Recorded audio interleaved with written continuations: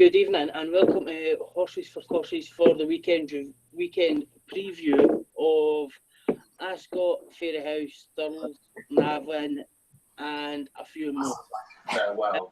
We are going to start with Ascot tomorrow. Tonight I have Andrew Humphreys of Totepool and Bet. Fred, how are you doing, Andrew? Right. Good evening, nice to see you again. And I have got William Kajani of JP Festival. How are you? I'm very good. Pleased to be back again. Well, it's good to have you back. Well, after your illness and things like that, we'll get straight to the action. The 1240 at Ascot. This is the Foundation Developments Novice Handicap Hurdle. 9 runners. I will go to yourself, William. How do you see this race panning out? And have you got any opinion on it? I think it'll be quite like the equivalent today. I can see a fairly chappy contest. Not that it's low quality, but I think not much separates a good few of these. Of those, I think you could give all of them a chance, but Wild Magic might just be the best in at the weight. I think that he will improve possibly for this step up in trip.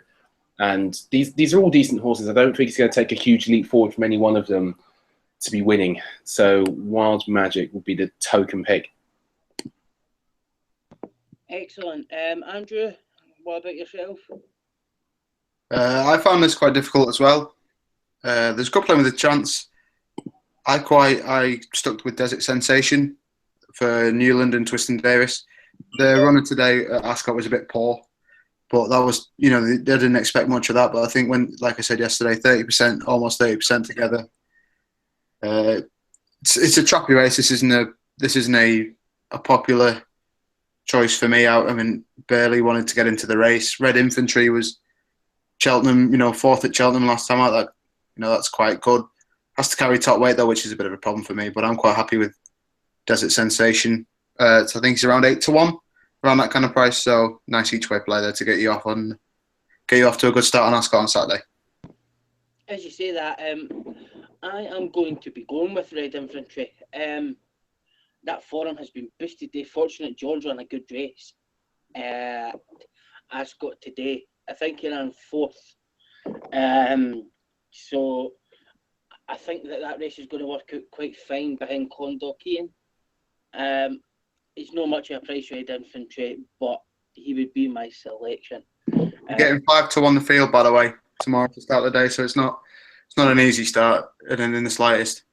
No, it's not a great way to start. But then we move on to some better action in the 13-15.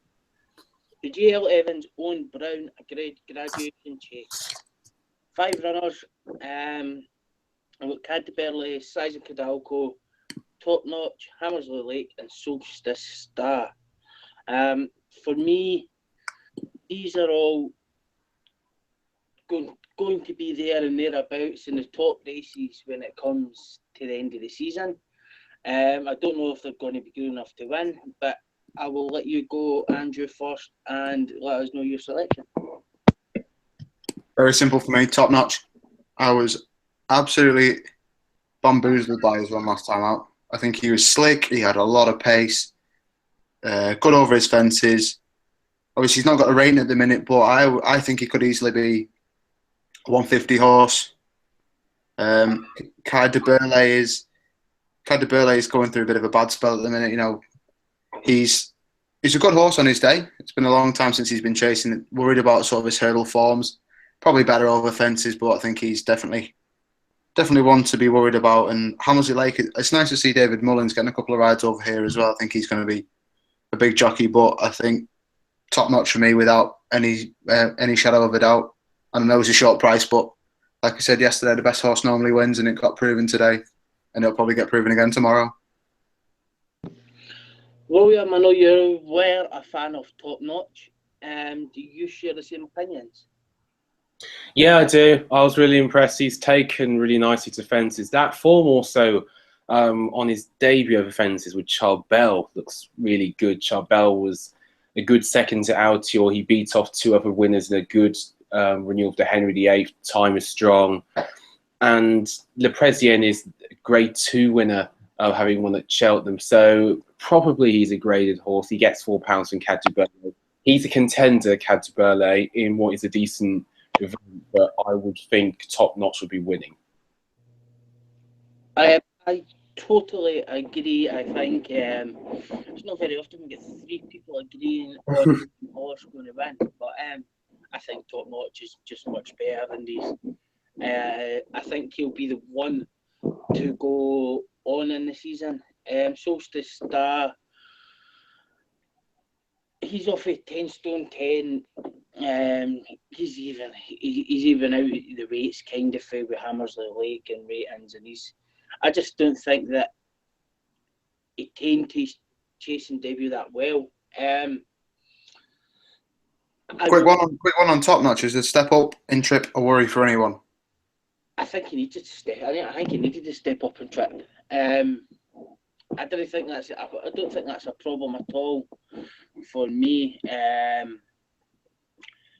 He did run over that kind of trip against Camping Ground. He was well beaten then at Cheltenham, but that Camping Ground forum, they just let him get too far in front. He's won over 18 furlongs. It's not much. There's not much further to go. Another 3 furlongs, but I think Top Notch should win that.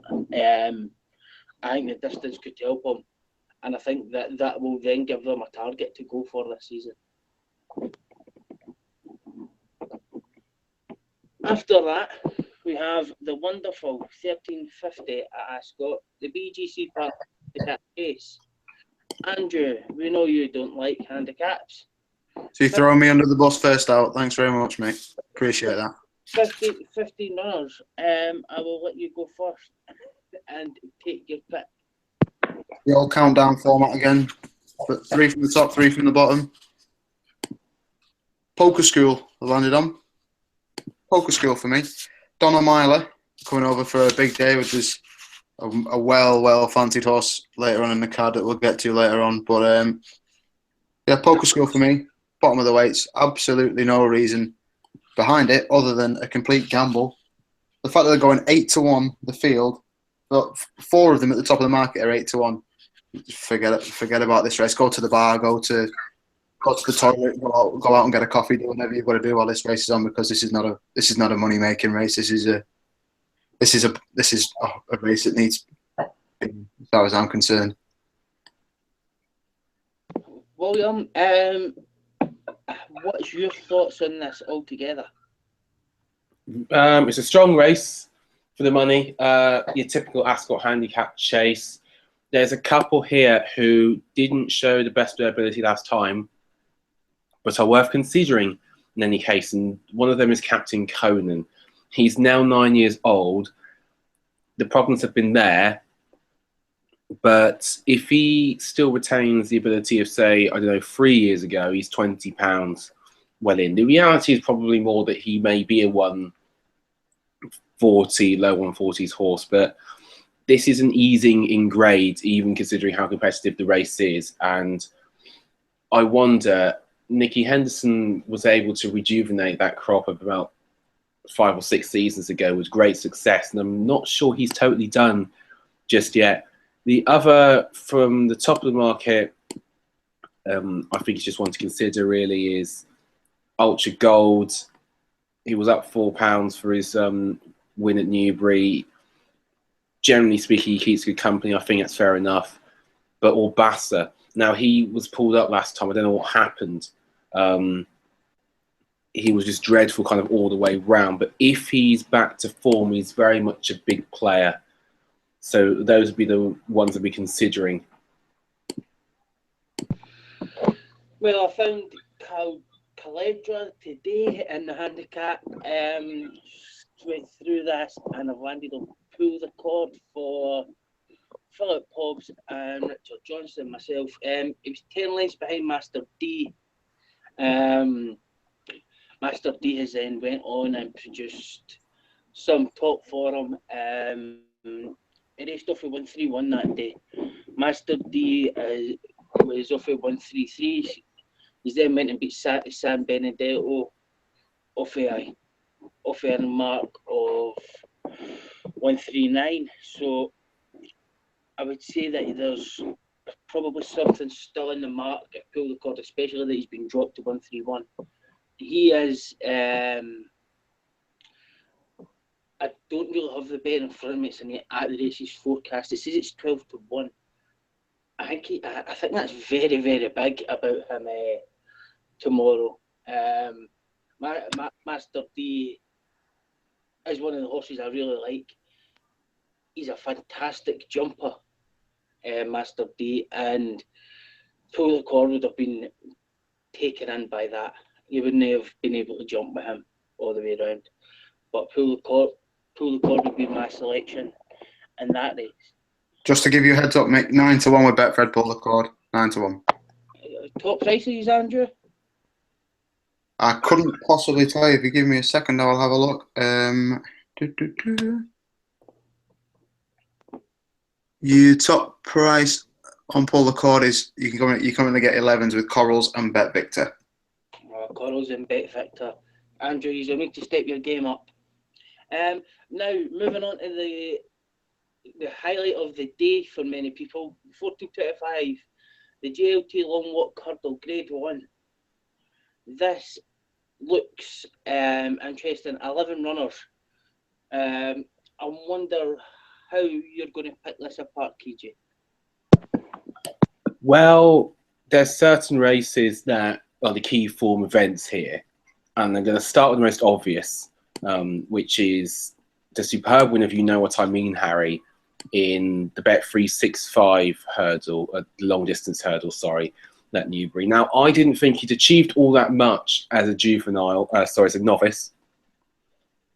He'd won 5 on the spin, done well in his handicaps, but the form of those races wasn't up to much and still really isn't all that up to much. But the way he just picked up Ballyoptic and basically thrashed him was that of a serious, serious horse. And I think even a replication of that today is going to have everything else struggling. The race, you can view the race as a prism through him, and you can get kind of stuck into too conventional kind of thinking. But I think everything's got to catch up to him, not necessarily the other way around. I should add that I think Lil Rockefeller's run when he gave £4 to Yanworth last time and pushed him all the way was very good. That Weatherby form looks a bit stronger now after what Native River did over fences. He's an interesting each-way player, as is Alex de Laridea, who won the Grade 1 at Auteuil last time. Yeah, Petit Zig well behind. He was really impressive in the Autumn. And of the outsiders, I think Zarkandar is the most interesting. He was well behind Lil Rockefeller and Yanworth here last time, but it's possible he bounced after a really good reappearance. And 3 miles around Ascot is very much his thing. And I'll leave it to Andrew to kind of branch out from there. Andrew, what's your thoughts on this? You know what I mean, Harry leads his field here. Thistlecrack got it last year. Colin Tizard's got West Approach. Same owners. I think he's actually maybe Thistlecrack's half-brother or brother as well. Do you think he's got a chance? West Approach? Yeah. Absolutely no chance. I would agree with you there. Absolutely no chance. I said it yesterday. I said, you know what I mean, Harry's an absolute certainty, and I stick by that completely. Rated 165. He's £5 higher than Little Rockefeller and way clear of anything that could really get to him. Really, I think it's been quite a transformation for, you know what I mean, Harry, from the handicapper that he was to this monster staying hurdler now. Looking back on previous form, it's tough to see him beat. Ballyoptic, I think he's just short of Grade 1 class in my opinion. He's a game horse, and he's definitely a Nigel Twiston Davis horse, a solid performer who gives everything that he's got. Alex de la Regia had, I think KJ said he had a couple of them in behind. He had a couple of them way behind. You know, so he's 7 lengths behind, and I don't think he was in the picture coming to the straight. So he rates the biggest danger. I know Darryl Jacobs been over to France to school him over there, and he's ridden it this morning in his column. He says he looks in A1 condition. He's very happy with him. But other than those at the top of the market, you know what I mean, Harry's, Alex De La Regia, I think they're the two, rightly so, at the top of the market. I agree with Zarkandar in a way. I think he was going to win at Aintree when he bumped Tom Sport too off, unfortunately. But I just can't see, you know what I mean, Harry beating. I'm quite surprised actually. The price has bounced back out to 6-4. If it carries on, we could get some firms who like a bit of an offer in the morning. Could even go to 2-1 tomorrow, maybe something like that. So, which if he gets anywhere near sort of 2-1 with a push, just get stuck in, and you can have plenty. You can have a nice meal on Saturday night, take the missus out on Saturday night, and enjoy yourselves. Yep, I kind of I echo the sentiments. What's Harry Fry done to this horse? Mrs. H.R.J. Nelms was the trainer and the owner. Rated 1, 2, 3 when Harry Fry got him. Then he's won 6 on the bounce and rated 165. It just shows you that it changes scenery, whatever you may call it, or know what you're doing is certainly helping. 165 is rated very highly. I didn't know if he'd have won the last day. I thought Snow Falcon was the big danger, and I'd have liked to have seen him turn up here. I'm not sure if he's injured or not. I think between, you know what I mean, Harry and Zarkandar, Ballyoptic isn't good enough at this level. I'll say it, and I'll say it again. It didn't look like he was winning the time when he fell, and he was beating 6 lengths by, you know what I mean, Harry. Last time out as well, and you know what I mean, Harry's debut. I want to watch his Untamed Sport 2. I'm gonna hate saying this, and I don't like the horse at all. I don't like the way that he is trained by David Pipe. I don't like the way that his handicap marks mucked about with.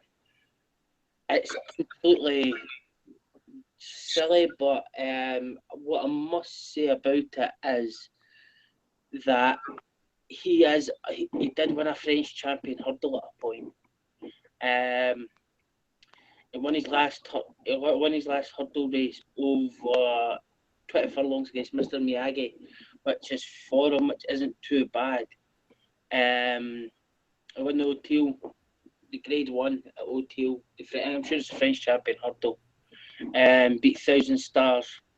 Then he went chasing, and then he won at chasing. Imagine that at Cheltenham. So in his last 2 hurdle runs, he's won both. One beating Mr. Miyagi Aintree in November, and the other one the year before.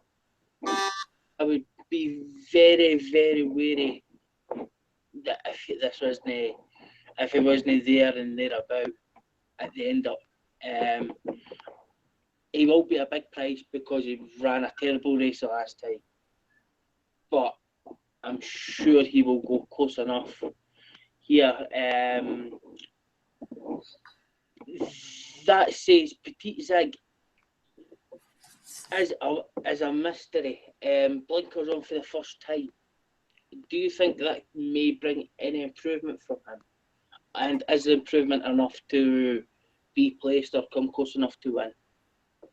And that goes to any of the 2 years.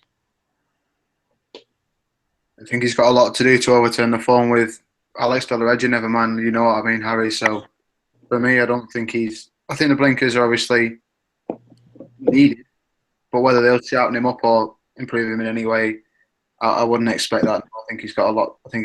To do. He could finish 3rd, which is probably about his level. But for me, the clutching at the tails. What I will put to you is that Alex De La Regia beat him over 2 miles 7 at OT. The time before that, Petit Zig actually beat Alex De La Blue Dragon and Undaso over 3 mile 1. I watched that race, and Undaso and Blue Dragon absolutely cut each other's heads off that day. They just went far too quick to even stay. Petit Zig came and won that race with a visor on for the first time. Now they're trying blinkers for the first time.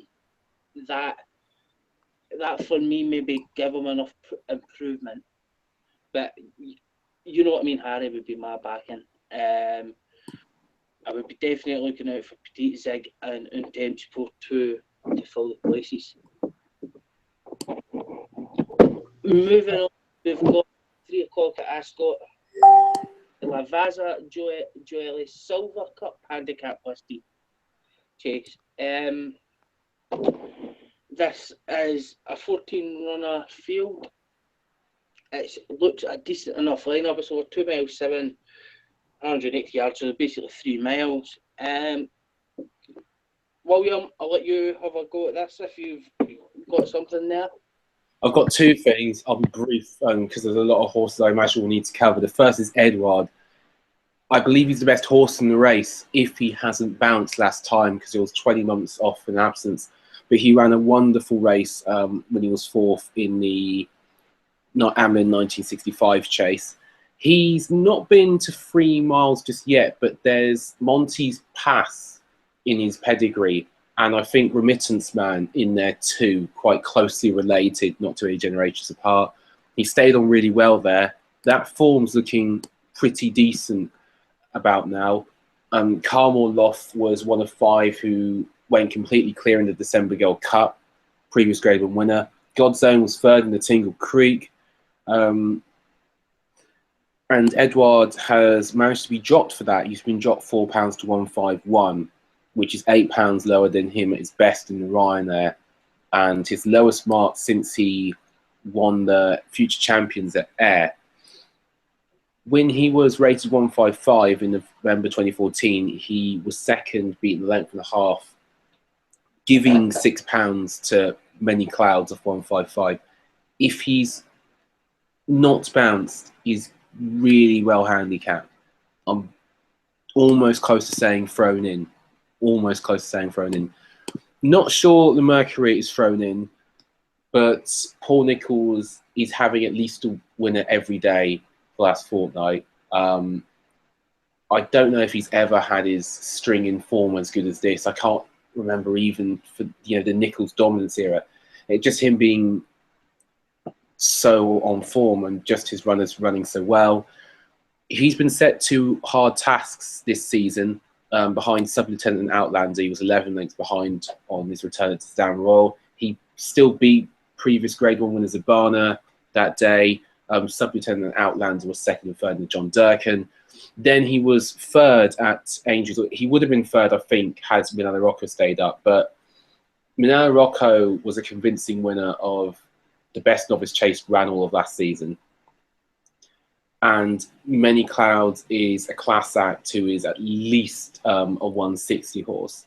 There was no shame really in being one of only 3 to come away. And I think if we can run to that again, and it's a good sign Sam Twiston Davis is on board, I think he takes the beating.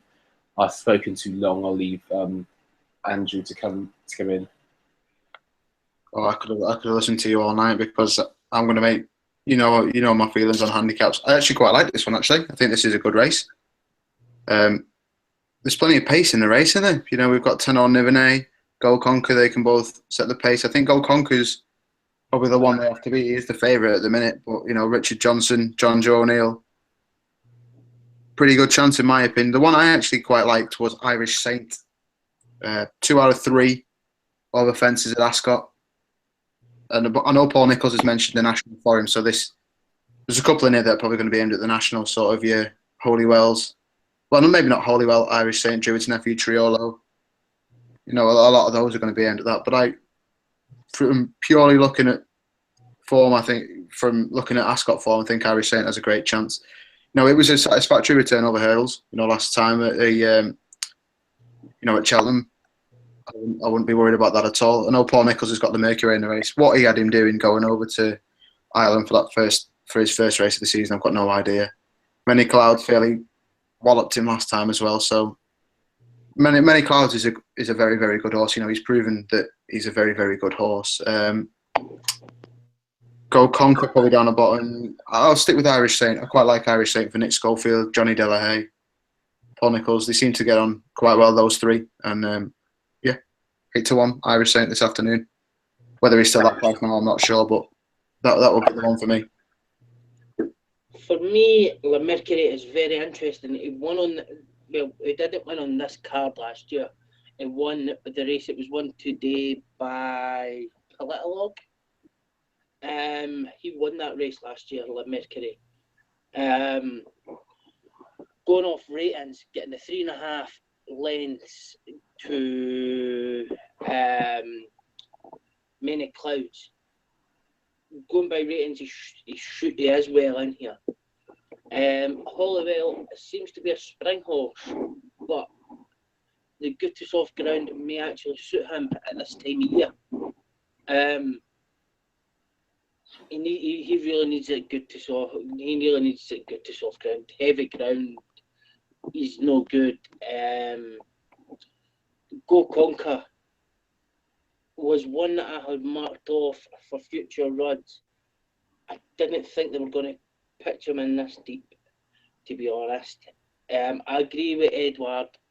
It's just how much he has actually got left. He's very, very fragile horse. This could turn into a complete stain test over the 3 miles. The Jew's nephew hasn't had much of a say here, but Neil Mulholland is in fine form. I would be. It's definitely a betting race if you can find something, and find a way in. Another hero is also being campaigned for the Grand National. I didn't even really see him running a great race here, but he may run to a point where he's going to be up to a couple of pounds in the ratings, taking him closer to the mark that he's going to maybe get in. But Le Mercury would be my selection in this race. He won on the card last year. He's form. He's beaten by Sub Lieutenant. He beat Bristol de May. 3.5 lengths behind Many Clouds off of 152. He only got £5 for Many Clouds last time, while being £14 behind him in the handicap. He's smashed Irish Cavalier, who probably just didn't go that day. Manila Rocco was off of 159, so that tells me that if Manila Rocco stood up, he'd have went close to beating Many Clouds. I don't know if he'd won, but that tells me that Le Mercury would probably should be rated about 157. So I think he's well in here. And I think the ground will help him as well. That's a good point. Yeah, very good point. Theory also with the Mercury, he's not yet reached his fitness peak either. I think maybe he could be better after that last run as well. I really don't think he was ready for Dan Royal. Certainly the time before that, but it's possible that he didn't jump to fully fit. Yeah, I think he's well in here. He's won on the card before. Well, as I say, he's won at the card. He's won at the meeting before the way Politolog jumped today. He won that exact race. Sam Tristan Davis takes it out. Paul Nicholls again in great form. It is a tough race. 14 runners, I would be definitely having an each way bet on something. Le Mercury stands out a mile for me. I'm going to quickly move on to the 1535, which is the Wessex Youth Trust Handicap Hurdle, which is a grade 3. 19 runners. This is an outstanding betting race. If this isn't a race that doesn't get you excited as a punter, then you shouldn't be involved in the game. Andrew, tell us about your wonderful handicap theory. There's only one horse I have seen money for all day, and I've sat in front of my computer at work all day today, and all I've seen is money for Golden Spear. Golden Spear has been smashed in. He's probably the most. I was talking earlier about Donna Myler. Donna Myler he's got a great chance with this one. This one has had 2 spins on the flat. Last time he won at Listowel. He's not much of a price now. He's gone into 5-1 now. But I was listening to the guys on the racing podcast before, and the two Irish lads on there were beside themselves, absolutely beside themselves, with regards to backing him. It is a very, very good race. I mean, I think I've backed half the field in different times here. The one that I keep getting drawn to this horse, Pyromaniac. Every single time this thing runs, I always get drawn to it. Now, he runs in the same colours as Golden Spear. We know Tony Martin could have the 1-2-3 here if he really wanted to, with Quick Jack in there as well, who's quite a tremendous horse. Golden Spear has definitely been the one that people have wanted to back, but I'm willing to stick my neck out for double figures and have an each way go on Pyromaniac, to be honest. You can just never rule Tony Martin out, and when he's sending 3 over 4 on race, you know he's got a fancy in there somewhere, and I'm going to go for the one that that the people fancy the least, but he's brought over anyway. Dennis O'Regan booked.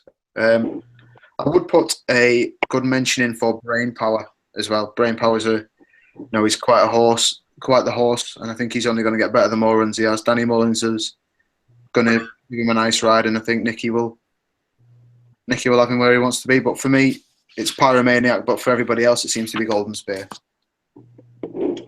Molly, I'd like to bring you in on this.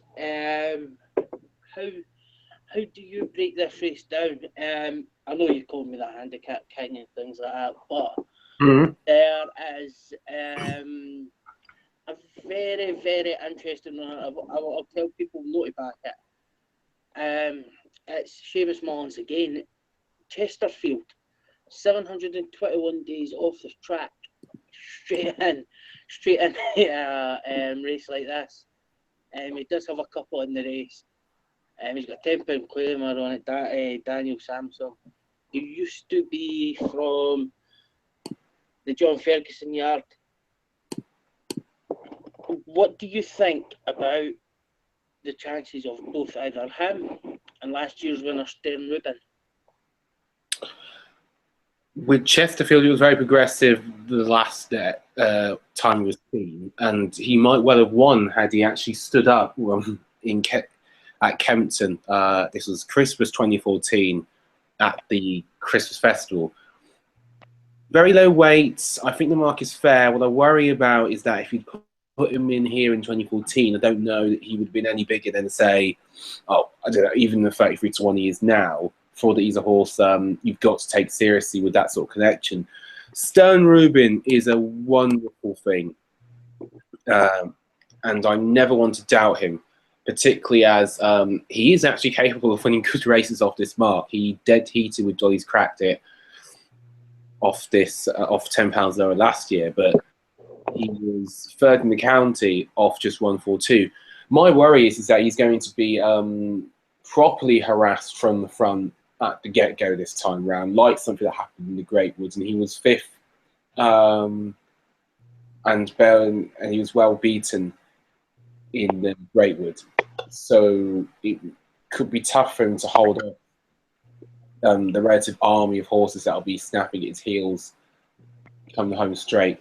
That's my view on the two of them. Martin Smith has completely and utterly smashed Waxy's Dargle for that win. He's running off with 148 and he's to go down £12 in future races. So he's really rated 136, giving him absolutely no chance tomorrow. Modus and Diego du Charmel have been two of the most disappointing horses of the last season, would you say? Modus, no. I've got time for Modus. I think he's had his legitimate excuses, actually. I fancy him tomorrow. Run very well. And Diego Deschamps been pretty. I can forgive him too, actually. Can forgive him. Very forgiving, William. But in this world, in the world of taking money off the bookmakers, he can't be forgiven. Yay. I think smarter people than me, Ben Linfoot included, who was on Betting Lab today, have made this argument. I think it's worth listening to. He was a bit he was a bit kind of stopped in his tracks early when he was disappointing behind Sterling Rubin, but not a lot really went right for him that day. I think that he was actually. I was really quite impressed with him when he won the Fred Winter, and I think he's still potentially he's better than his current mark 141.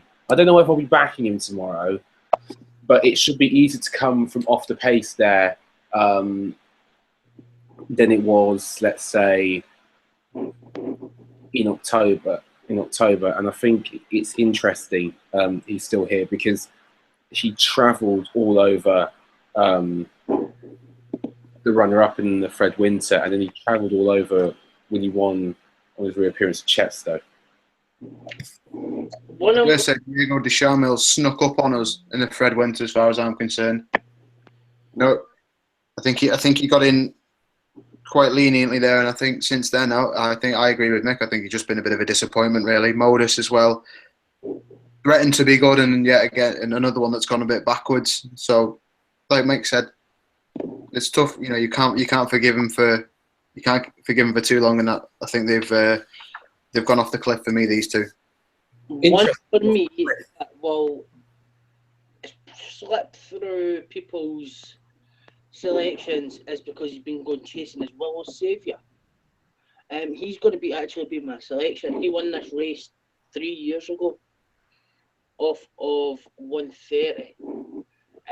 He's off 138 tomorrow. Bridget Andrews takes 3 off. Back over hurdles can only help him. At a crash and fall, he's beat some good horses since then. He actually beat Petit Zig by 4 lengths, and then he was injured. He's beat Asso, Loretta, fell against Ballyalton, since he's been chasing. He was building a good sense of form when he was novice, when he was hurdling. Won 3-3. Back over hurdles, I think that he will be very overlooked here. Winning that race for 130, he's improved a lot in 3 years.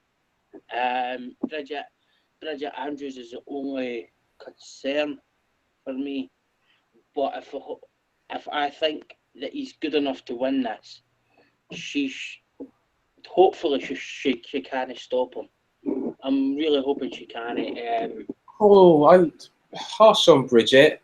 Very harsh on Bridget. Fairly capable. But she's very, very weak in her finish, and she's a very capable. To be honest, I would rather see Harry for the £3. I would rather see Harry Skelton on this horse. To be honest. Well, Skeltons are quite invested in this. Harry is on Meets the Legend.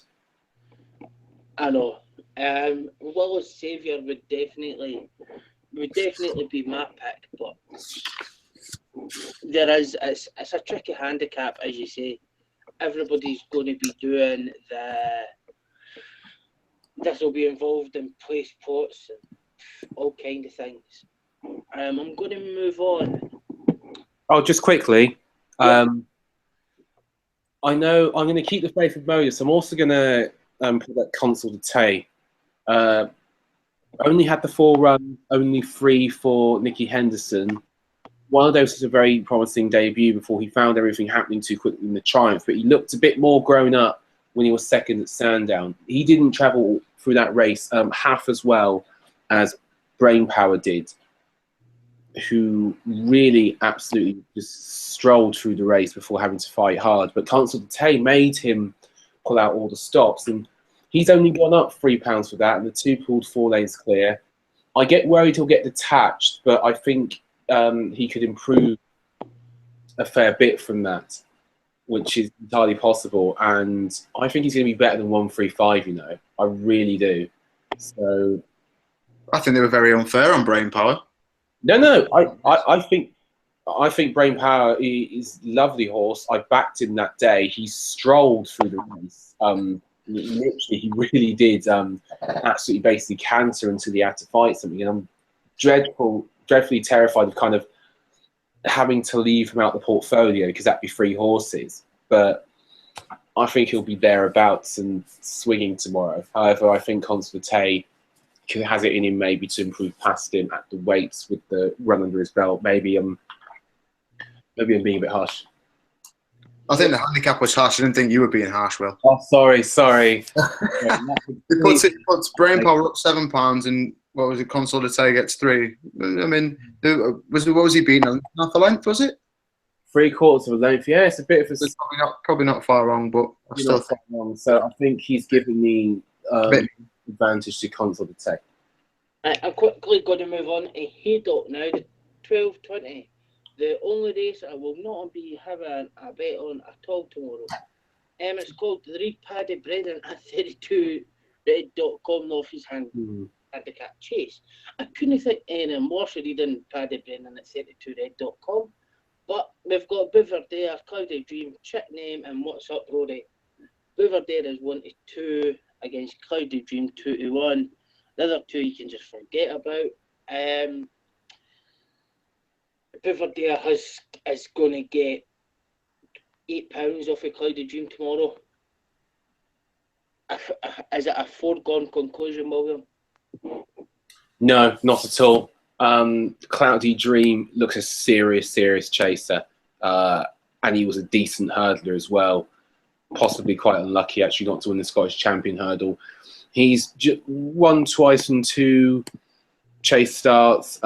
He didn't really have to do much at all at Carlisle, but it was at Haydock when he was really impressive last time in the graduation chase.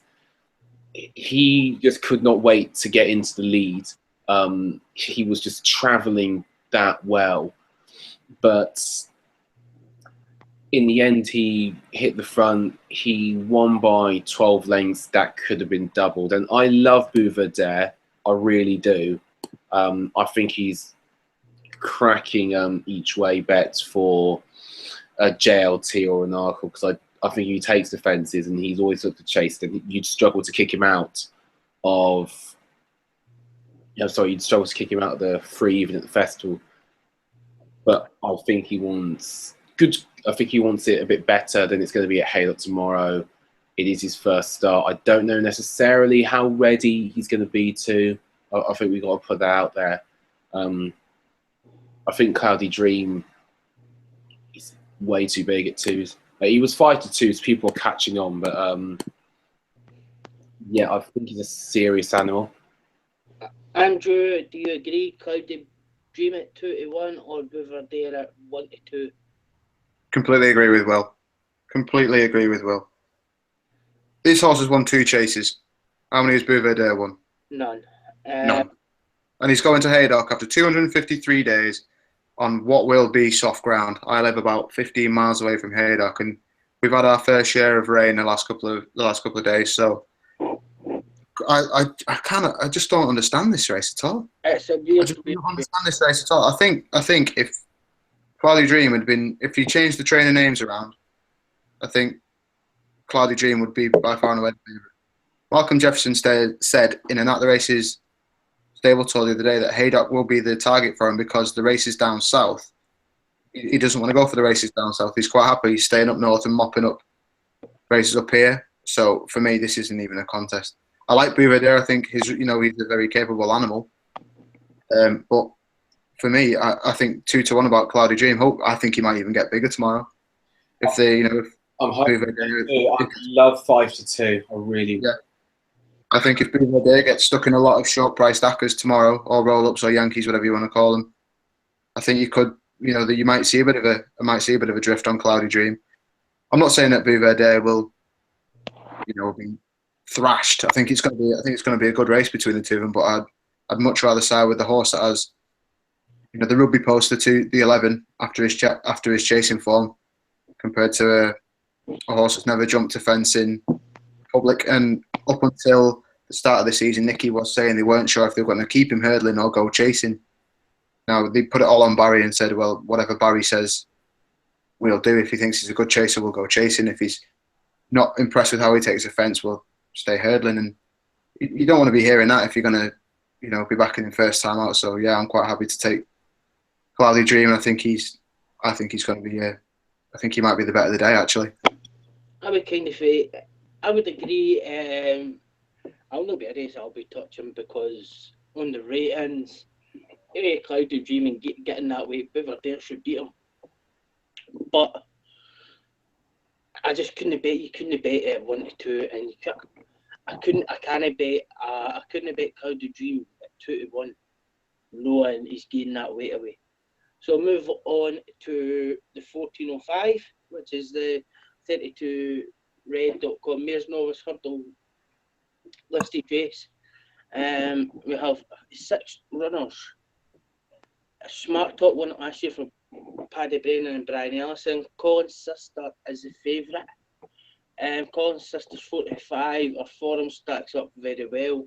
She's rated much higher than all of these. William, you've been to Fairgirls.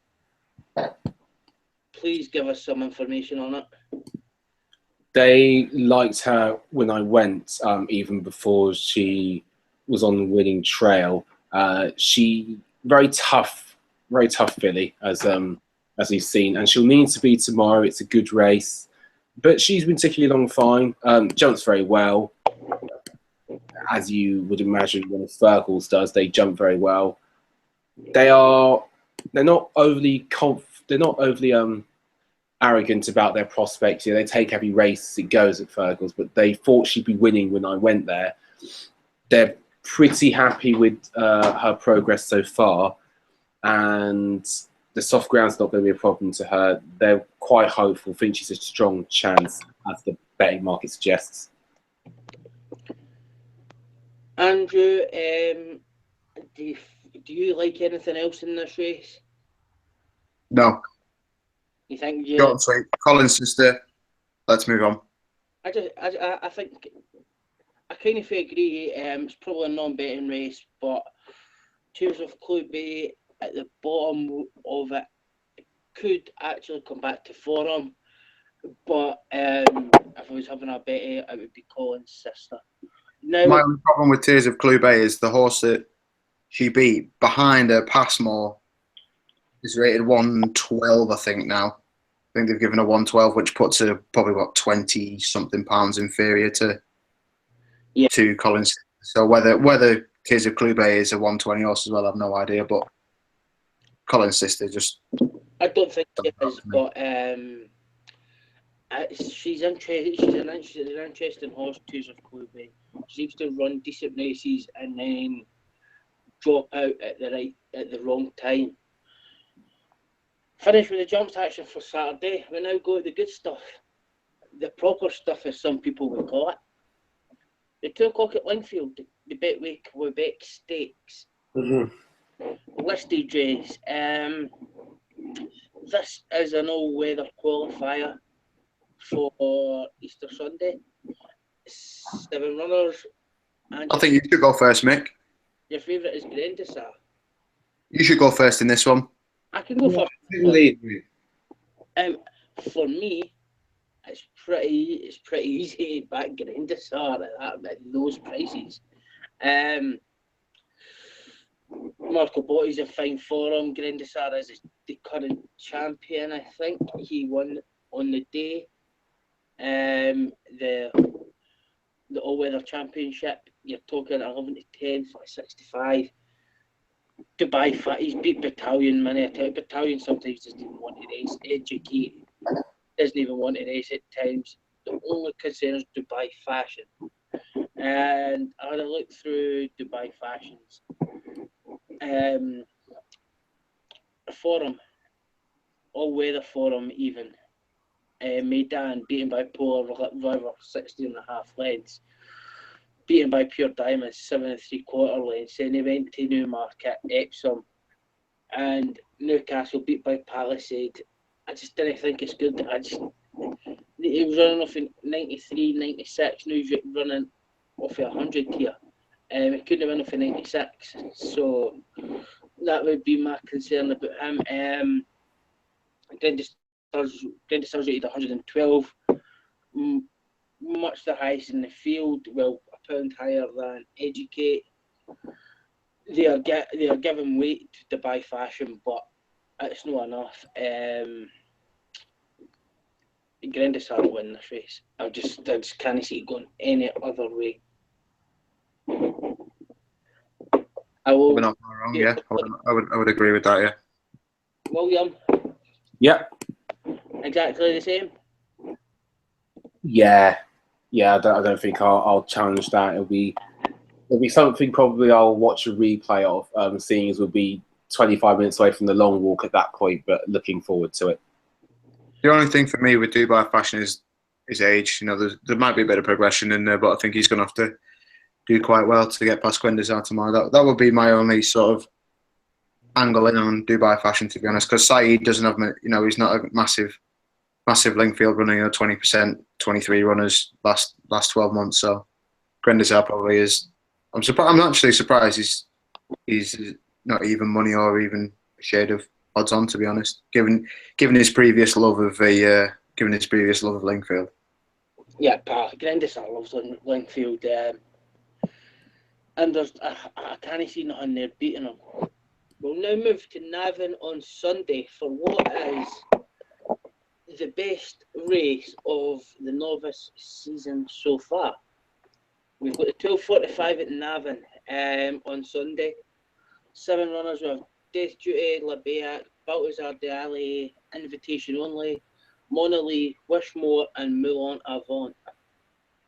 Andrew, I'd like you to start us here. Where would your money be going? The top two in the market, I think, you know, the Albert Bartlett is obviously their target. You know, Gordon Elliott's come out pretty comprehensively. This is where Death Duty is going. I quite like Invitation Only, actually. 2-1 you can get for him, which I think is a good price. You know, I was listening to the Magnificent Final Furlong the other day, and Graham Wiley loves him. I think he was super impressive last time out for me, and he will be my pick. But Death Duty is equally as good. You know, grade winner already.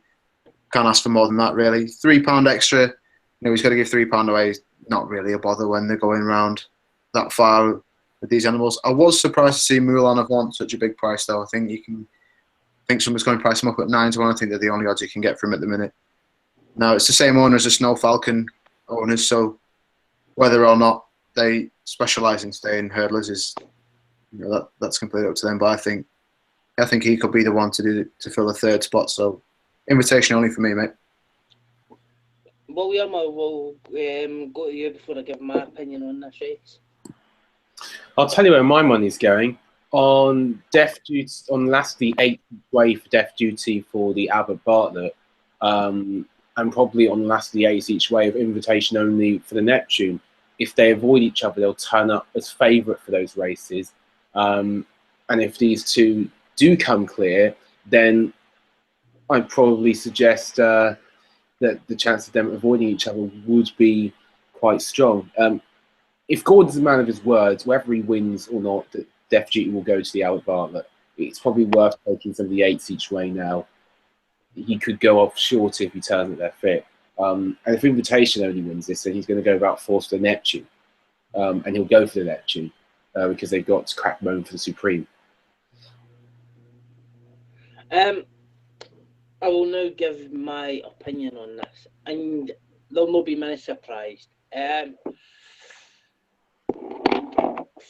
been speaking to various people. The more rain that comes down in Navan will only suit 2 horses. One's Death Duty, who's got to give £3 to Balthazar D'Ali. Balthazar Deli is well thought of within the Elliott Yard. He is possibly a Gold Cup horse in the future. He's probably the reason Death Duty is going to go to the Albert Bartlett. He's very, very good. He won off a 19-20 month break and he's maiden. They would be happy with a place tomorrow. Second start under rules in a field like this. It's a grade 1, it's a grade 2 and a group 1 field. They will be very happy with that. But the more rain that comes will suit him. I wouldn't be surprised. He's an absolutely huge horse. He won at Naas very easily over 19 furlongs. It will improve for that run. It will improve for this run tomorrow. I know people that are now on at 14s and 12s because he was coming here each way when there was 10 runners in it, and that was lucky. And that was very lucky. It's very unlucky for the people who are now looking at 6s and it's going to be first 2 places. They clearly think a lot of Wishmore, who was beaten 6 and a bit lengths away from Balthazar Dali last time out. Mark Walsh actually rode Balthazar Dali, but they are delighted Barry Geraghty's riding tomorrow. They really, really, really like this horse. This horse could go out in front. And you know, and Navan's a course where sometimes you just don't get caught. And the more rain that comes will suit. Lebeac will probably, it's a 2 mile 4 race. If you're betting him, you're probably betting him to run 4 yards and running 2 mile 4. A very talented horse as well. Invitation Only is a 5-1 favourite for Neptune. I think we'll see a shake up in the market this weekend. He's 2-1 here. Paddy Power's got it priced up. Dave's Duty 7-4. Invitation Only 2-1. Mona Lee 11-2 ahead of Balthazar Dali, which I can't really understand either. But I'm probably being a bit biased. And what I would do is I would look around and get money on Balthazar Dali and the post. I've already done it. For the Neptune, he will go to the Neptune if he's going to Cheltenham. He's 33s at the moment. He'll not be anywhere near 33s come Sunday afternoon. Is he not a bit of a plodder, Mick? Do you not think? A bit of plodder? I mean, watched his race back today, and he gave the second one a bit of a clout. And think, well, when I say a bit of a clout, he kicked it over for a conversion. It did. I don't think he's. I don't think he's slow. I'm just wondering whether, they say like, could he get done for pace? I'm just playing devil's advocate really well. Mick, in all honesty, just to see how far you go with him. That was 602 days he had off the track when he won after his point to point, which he won over 3 miles.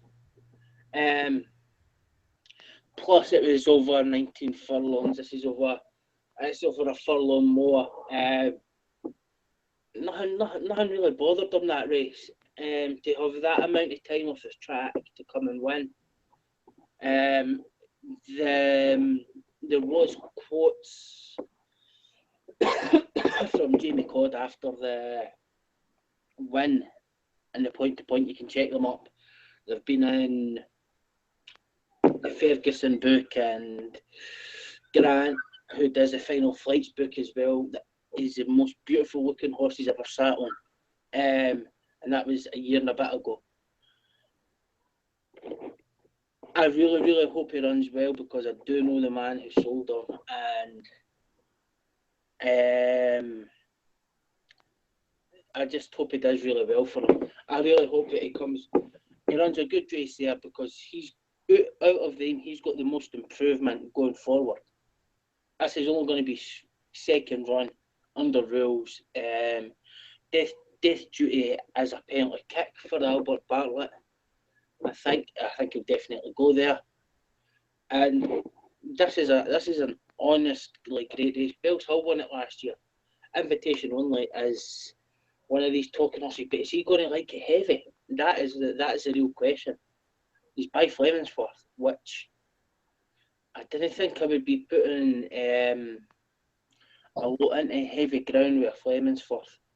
But that would be my complete opinion on that race. Just had a look at that Albert Bartlett market. There is absolutely nothing jumping off the page there, is there? Barring Death Duty at the top of the market. There's just nothing in that race, is there? There's a couple of horses in there that could go two or three different races. It's just, I know it's a bit early on in the season, but it's just a terrible market for me. Yeah. Well, we are likely to see what comes out of. We're likely to see what comes out over the next maybe couple of weeks that will go there. You also the thing with Albert Bartlett is you've got Elegant Escape, who's over with Colin Tizard as well. He's one to watch for Albert Bartlett. But Colin Tizard's got plenty for that race. It's usually an English home race, and Death Duty is leading the way. I'm going to move on to the 120. Another handicap, the Tara Handicap Hurdle Grade B. There isn't any betting up here, but Gertine goes back over hurdles. He's one of these horses that he was second to Min. He came out and he won 2 good races, and then he was injured in a race, and then he was beat 2 3/4 lengths by Annabelle Fly in his chasing debut. But back over hurdles. He's going back over hurdles tomorrow. Sunday, sorry. It's a pretty trappy race. There isn't a betting up for it. I think on his mark he'll be decent enough to win that race. MCon is one to watch as well. But what is your opinion, Andrew? I would agree. Gertine is probably the one. We beat the form's there for him. We beat the Plotting Shed. The Plotting Shed's now rated 150. So, £15 higher than this. So really, is he on 133? I think Gertine's on at the minute. I know he's had a bit of a setback, but that's nothing that he can't improve. I think Tyner wouldn't run the horse if he wasn't ready enough, in my opinion. Squamere or Swamere, however it's pronounced, for JP, he's in there as well. He's got 3 runs under his belt already, so he'll be revved up. But is he good enough? Maybe not. The one that does interest me is Massini's Trap. I was at Aintree when it was a crazy day, really, because nobody expected him to win. I came into the winners' enclosure afterwards, and the trainer didn't expect him to win. The owners didn't expect him to win. And I think it was Paul Townend on maybe that day. He didn't expect him to win either. So he sort of fell in there, really. And he could be one that's, he's a decent enough price. I assume he's going to be a decent enough price. I know Rachel Blackmore's got the ride as well, and she's quite a good judge. The run at Haydock could probably be forgiven because the ground was a disaster, as it always is at Haydock Park. So yeah, I think it's between Massini's Trap and Gertine myself. King's Bandit's done quite well since he moved from Oliver Sherwood for Gordon Elliott as well, but for me it's between Gertine and Massini's Trap. William, I'll bring you in here. What's your opinion on it? Massini's Trap was the one that kind of jumped out at me. Seems to have had a bit of a revival. I think the first horse I've seen all season that is technically well in on the Irish handicap, having run well in England, which is absolutely shocking. I've literally never seen that with a horse. Absolutely incredible. It is. Ground, handles all sorts of ground. She'll be fine on heavy ground. It was a good race at Haydock. Probably needs to be put into the race fairly early. Probably might want about 2 miles 6, 2 miles 7, really. But that would have to be my main idea of the winner. That said, if Copy That returns to the form of last season, or maybe his Galway third, I still retain hope, but I think he might be too. I think he's probably a horse with maybe 2 miles in good ground. That is be done with a Tara handicap hurdle. We'll wait and see what the bookmakers say. It might be a betting race, it might not be. I think it's definitely going to be a betting race. I think there's a couple of horses have got a bit to prove in there, so I think that the bookmakers will definitely be willing to sort of set a price for whether it is Gertine, whether it is Mercedes Strap, for people to come and have a bit of a go at. To be honest, I'm going to move on quickly to the 13.25 at Navan. It's a listed future champions flat race. It's Sam Crow versus Good Time Tara in my book. Death Duty won this last year, an SP 5-4, which now if you look back in hindsight, it looked very big. Sam Crow is a huge talking horse. Good Time Tara is a decent enough bumper horse. Can you see any upset here?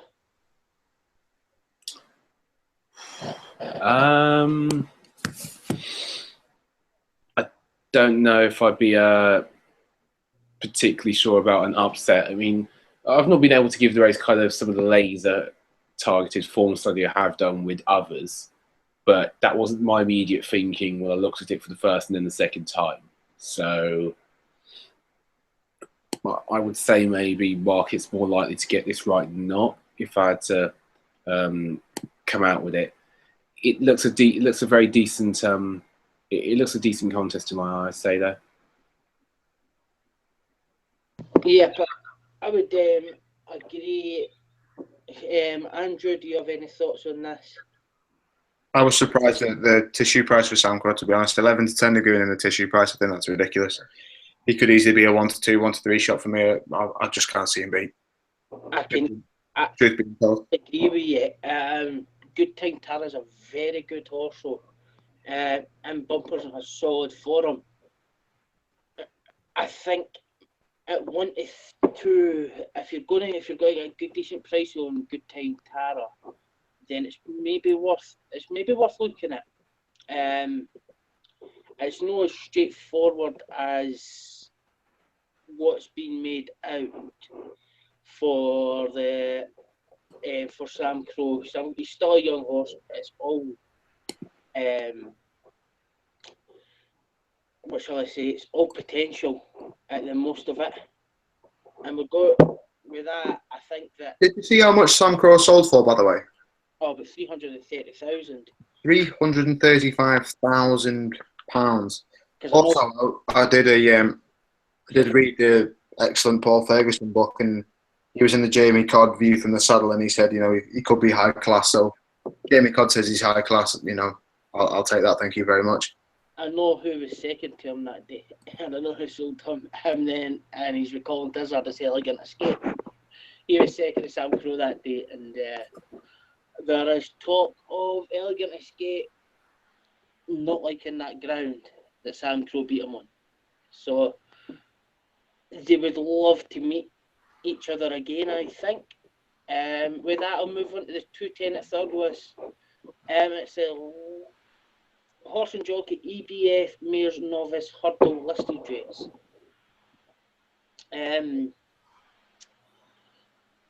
5 runners. We've got Calypsia, Astura, Kajigaran, Shattered Love, and Along the Shore.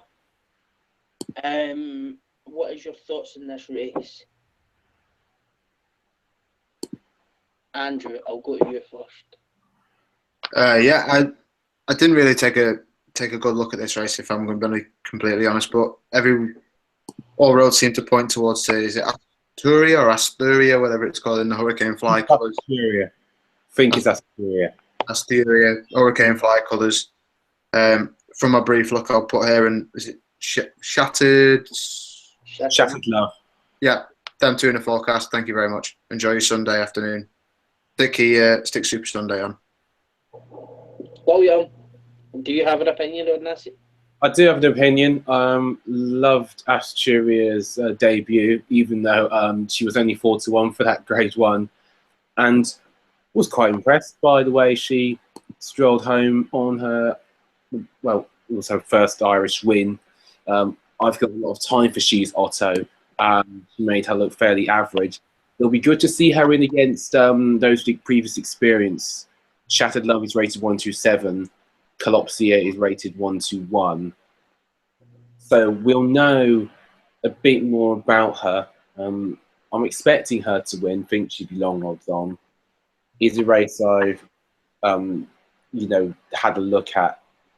I was impressed with the way Kalopsia won at Turlers before she was trashed by Sinew May. So we should get to know a bit more about her, probably heading to the festival. And there's Norris Hurdle. Yeah. Astruria, ever how you say it, has been well touted by a few people for the Mayor's Novice race at Cheltenham. They think that this thing's an absolute certainty. Labago Roy wins that. Don't worry about that, mate. Oh, Andrew, I don't know about that. They think that this is a certainty. They even think this is better than Early Beach, who... That would be quite something, because Early Beach should be going for the Supreme. That's quite a different statement as far as I'm concerned as well. Early Beach is next level. Well... I'll be quite... all I'm saying is Early Beach, first of all, where does she next run? Because you thrashed horses in the Royal Bond. So you're going Open Grade 1 company next, surely. Well, she was Open Grade. Well, she wasn't. Well, she was in Open Grade 1 company, and the fact that it was novices Open Grade. Oh, sorry, Open Grade for novices. So yeah, you're going to a novice grade 1. I did maybe the future champions at Christmas, or something like that. She's on a break. You'll not see her till after January, I don't think. Okay, but yeah, then it'd be quite simple if she got beat. Having done that. What I am going to say is they have a solid lineup for that race, and Ashruthia is the one that they think is the winner. They did think that Darren Carlotta was another one. She's now got colic. I don't know how she's doing. At the start of the season, if you would believe this, that Early Beach was going to be going to France. She wasn't even going to Cheltenham. So the plans have completely changed round, obviously, by the way she's went and won the races. She's a Grade 1 winner. She's a fantastic horse. I'm pleased for her owners. But they really think this Astruthia is the real deal. The next Quivega was the quote. So seriously, they said that. The quote from one of the owners was the next Quivega. And we did get her started her off straight in a Grade 1. After a 467-day break, started off in a Grade 1. She was beat by Jers Girl and Jessica's Dream, and the Mayor's Champion Novice King, and it was just to give her a run. So she's Grade 1 placed, Astruthia, already on her first run for Willie Mullins, which was last season. She's then obviously came out. She's still a novice. That Mayor's Novices race is looking like an absolutely tremendous race, by the way. It looks the best race at Cheltenham so far. Oh, it's an absolutely tremendous race. At the top of the market, you've got Early Beach, Labago Roy, Augusta Kate, Astoria, Camille Decott, Red Hot Philly Peppers. You know, those kind of ones as well. It's good if they all turn up. It's gonna be a good race. I mean, Augusta Kate, where does she go? That's a good question as well, isn't it? Really? Yeah. Augusta Kate, according to Graham Wiley, sticking to Mayor's races. She ran out 2 miles 7, which is a complete concern to me for 2 miles. Good luck to Ruby Walsh picking a ride on that one then. It'll be some test of him. I think also, not only is it a great race, but it's so good that it finally made Britain begin to kind of cater for the very talented novice mares that we have, and it brought the British and Irish sort of seasons into line. And I know, obviously, you get a lot of dodging because, smaller crop, but you do get very strong end-of-season races, and it's important that mares are catered for so that we see them kept in training. This was a good addition to the festival when so many poor ones are routinely mooted. I think on that we will round up. I think York Hill makes his chasing debut this weekend. He's 1-8 on. It's going to be a formality. It'll be one to watch. Does anybody else have another to watch this weekend, or are we going to wrap up there? One I quite like at Navan on Sunday, Stoneford in the 155, Chigginstown horse. Keep an eye on him. 155. Right, I'll write him down for you, Andrew, and William, in for you. Le Rocher in the 32red.com handicap hurdle at Hayden. Obviously, big bounce proviso, really big bounce proviso, but ran a lovely race. Score after nearly 3 years off. I'm just hoping doesn't absolutely hit the roof. Sorry, but that said, if he doesn't, I think he's going to go really, really well. I think it's definitely one to watch out for. Making that Stoneford race, there's one for the Supreme team. I know I think you know one of them, or one of the two lads, or one of the group in there, and they've got one called Madurai. Do you know anything about that one? I don't know anybody's in Madurai. I know Sam Boswell's got one. It's Sharp's Choice. It's in the bumper. I think that's at Thurles at 1540. I think Sharp's Choice, that's in there, 1540 at Thurles. I think he's in that. I don't know, there's that many of them, and so many. I don't know anybody in that other one though. I'm sure that was is that the one that came for Germany? What race was that, Andrew? 155 Navan, yeah. It's come off the flat in Germany. I think it's been off for about 400 and something days. 155 at Navan. I'm sure I went to actually maybe buy into this one. It was 8th or 7th or 8th in the German Derby. This. I've got no idea. There is a particularly good name for a horse in this race, Big Fat Sam. Did find that quite funny actually as well. Useful flat, great bit of jumps, and what my idea. I'm sure they did have one that he was coming from Germany, and he was 7th or 8th in the German Derby or something like that. It may be him, it may not be him. And I was going to get involved in it, but it was just too. I just couldn't. At the time, I just looked at it and says, no, I didn't really want it. Supreme have been doing okay recently. They've upgraded a lot of their horses, and they've been very unlucky recently as well. Yesterday, we kind of should have mentioned the death of Walter Swinburne. None of us, nobody mentioned it. Wish his family well. A great jockey in his time. And another one, a horse that went during the week, Hurricane Run. He was a fantastic racehorse and went as well. It's just a shame that he's died at the early age of 14. But on that sad note, I would like to thank Andrew for his time. Thank you very much. Enjoy your Saturday. Hope there's a couple of winners in there for you somewhere. And William, thanks very much for having me. Thanks everybody for listening on the SoundCloud replay and also joining us on YouTube. Do get in touch as well. We enjoy it. We're able to converse. Well, I've been Mick Doonan, and it's been great pleasure to have you tonight. Thanks. Goodbye.